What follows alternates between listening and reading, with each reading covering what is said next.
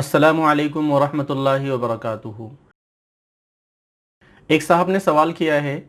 کہ فرض، واجب، سنن، حرام اور مکروہ ہونے کے اعتبار سے نکاح کی کتنی قسمیں ہیں،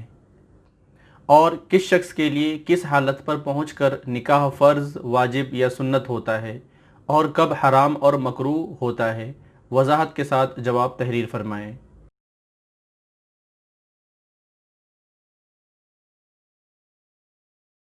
تو اس کا جواب یہ ہے کہ اگر کوئی شخص بیوی کے حقوق ادا کرنے پر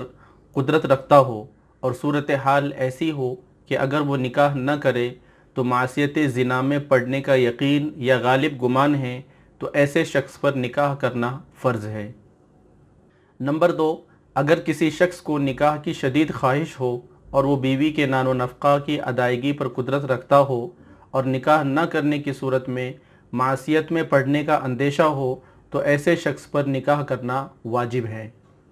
نمبر 3، اور جو شخص اعتدال کی حالت میں ہو، یعنی نہ تو نکاح کا اسے شدید تقاضا ہو اور نہ ایسی کیفیت ہو کہ نکاح نہ کرنے کی صورت میں ابتلاء معصیت کا خطرہ ہو، تو اس حالت میں نکاح کرنا سنت مؤکدہ ہے اور مجرد رہنے سے افضل ہے۔ نمبر 4، اور اگر کوئی شخص اپنے جسمانی ضعف یا مالی استطاعت نہ ہونے کی وجہ سے اس بات کا اندیشہ کرے کہ وہ ہونے والی بیوی کے حقوق ادا نہ کر سکے گا، تو ایسے شخص کے لیے نکاح کرنا مکروہ ہے۔ اور نمبر 5،